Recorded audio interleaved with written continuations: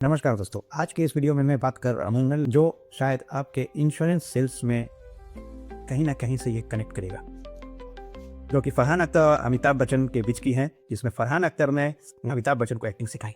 कोई भी सपना साकार करने के लिए सबसे जरूरी है सही कोच का होना। चुनिए इन्वेस्ट कवच को और करें अपने डिजिटल एडवाइजर का सपना साकार। मैं सैयद फ़खर पिछले 15 वर्षों से इंश्योरेंस प्रोफेशन में हूँ और पिछले 5 वर्षों से मैं ये रिसर्च कर रहा हूँ कि कैसे इंश्योरेंस एडवाइज़र को डिजिटल ट्रांसफॉर्मेशन किया जाए। तो इस एपिसोड में आप देखेंगे एक दिलचस्प कहानी जो कि फरहान अख्तर और अमिताभ बच्चन के बीच में हुई थी। इन्होंने एक मिसाल पेश किया प्रोफेशनलिज्म का। कुछ दिनों पहले दोस्तों हमने एक आपकी अदालत का एक यूट्यूब पे एक एपिसोड आ रहा था, उसका अंश देखा। उस एपिसोड के अंश में क्लिप्स, छोटे छोटे क्लिप्स आते हैं यूट्यूब चैनल्स में। आप भी देखते हैं कि हर एक प्रोग्राम का छोटा छोटा क्लिप्स आता है। तो इस प्रोग्राम में फरहान अख्तर साहब को बुलाया गया था। जिस तरह से हर बार कोई ना अभिनेता नेता शामिल होते हैं, रथ जी को बखूबी पेश करते हैं। आपकी अदालत प्रोग्राम बहुत पॉपुलर प्रोग्राम है।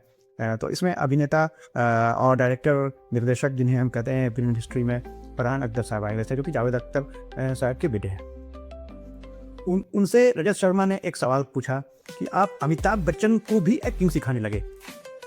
तो इस बात को सुनकर के फरहान अख्तर ने कहा कि ना ऐसा नहीं है। बोलना एक्चुअली उस वाक़े को उन्होंने बताया जब ये घटना घटी थी, और शायद रजत शर्मा ने कुछ रेफरेंस दिया कि अमिताभ बच्चन जी के साथ जब उनकी बात हुई थी तो उन्होंने इस तरह की बात कही कि आज के नौजवान पीढ़ी बहुत आगे बढ़ गए हैं और 30 साल का युवा डायरेक्टर फरहान भी मुझे एक्टिंग सिखा सकते हैं। चलिए, फरहान अख्तर ने इस बात को अपना सफाई देते हुए बोला जाए या फिर जो भी बात हो, उन्होंने कहा जो कि काफ़ी रोचक है और कनेक्ट करता है। इंश्योरेंस एडवाइज़र, फाइनेंशियल एडवाइज़र जो फ्रीलांसिंग काम करते अपने लाइफ में प्रोफेशनल होकर के आगे बढ़ना चाह रहे हैं। तो उन्होंने कहा कि जब वो करियर में शुरू डायरेक्शन में आए थे तो वो एक मूवी कर रहे थे, शायद वो मूवी का नाम लक्ष्य है, जिसमें ऋतिक रोशन मेन कैरेक्टर तो थे और अमिताभ बच्चन भी उसमें कुछ उनका भी अहम रोल था। तो लक्ष्य मूवी में कुछ सीन्स थे जो सीन्स फिल्माए जाने थे मिलिट्री कंटेंट में, जो मिलिट्री एरियाज़ होते हैं उनमें वो सीन्स को फिल्माना था। तो वहाँ पर के रूल्स फरहान साहब ने बताया कि बहुत टफ होता है। उन लोगों की जो शेड्यूल्स होते हैं वो जो कमिटमेंट करते हैं बहुत कट टू कट टाइम में करते हैं कि अगर आपको वो शेड्यूल वहाँ 2 घंटे का मिला है तो आपको 2 घंटे में ही शूटिंग को कंप्लीट करनी है, एक्सटेंशन नहीं मिलता है। तो इसमें फरहान अख्तर साहब ने कहा कि मैं बहुत प्रेशर में था कि मैं कैसे इन सारी चीज़ों को मैनेज करूँगा और मैं कैसे शूट कंप्लीट करूँगा, क्योंकि जो रिहर्सल का वक्त था या फिर जो शूट चल रहा था उस पीरियड पे अमिताभ बच्चन साहब को जो शॉट करना था तो उसमें वो काफ़ी डिफ़िकल्टीज़ हो रही थी और वो जब तक परफेक्ट नहीं हो रहा था तो उसको वो खुद ओके नहीं कर रहे थे। तो दूसरे दिन सुबह में फिर वही सुबह का वक्त था, अर्ली मॉर्निंग शूटिंग स्टार्ट थी, क्योंकि सूरज को उगता हुआ दिखलाना था और पहाड़ से, और वहाँ पर झंडे को गाड़ते हुए दिखलाना था, फ्लैग लगाते हुए दिखलाना था।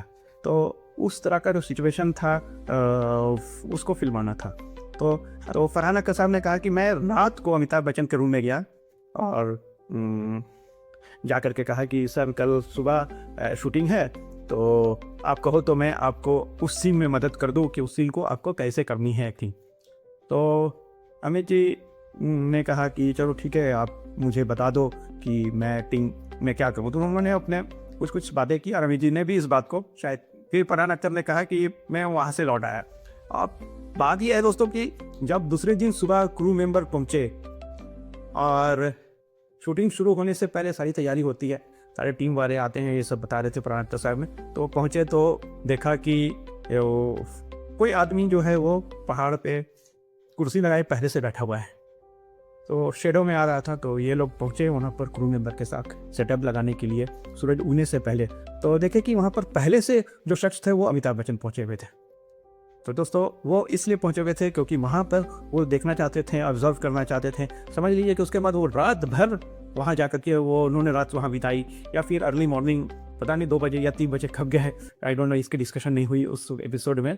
लेकिन प्रोफेशनलिज्म देखिए कि वो ईगो में नहीं लिया उन्होंने, और उस सीन को अच्छे से करने के लिए वो ऊपर जा करके बैठ गए और फिर शूटिंग हुई और सीन्स ओके हुए। तो दोस्तों ये इससे क्या प्रूफ होता है? इससे प्रूफ होता है कि आप जिस भी फील्ड में हो, चाहे आप इंश्योरेंस सेल कर रहे हो, फाइनेंशियल एडवाइजर हो, या फिर किसी भी अन्य फील्ड में हो, चाहे आप जॉब कर रहे हो या फिर आप फ्रीलांसिंग काम कर रहे हो, इंडिविजुअल एडवाइजर हो, आप अपने टॉपिक पर आपको बहुत प्रोफेशनल होना होगा। अगर आप बहुत प्रोफेशनल होकर के आप क्लाइंट्स डील करते हो तो आप तैयारी करके जाते हो क्लाइंट के पास में, बहुत प्रोफेशनल विपन लेकर के जाते हो अपने आप को डिजिटली। अभी डिजिटल का दौर है दोस्तों, आप डिजिटल अपने आप को अच्छे से प्रेजेंस करके जाते हो तो शायद क्लाइंट भी आपको उसी तरीका से वैल्यू देंगे। तो दोस्तों मैं डिस्क्रिप्शन में इस एपिसोड का आपको जो अंश है उसका मैं लिंक डाल दूंगा, लिंक को क्लिक करके देख सकते हैं। ये कहानी से यह पता चलता है कि उम्र में आप कितने भी छोटे हैं और उम्र में आप कितने भी बड़े हैं, सीखने की उम्र कभी भी खत्म नहीं होती, हमेशा सीखते रहना चाहिए। तो सीखना बंद तो जीतना बंद।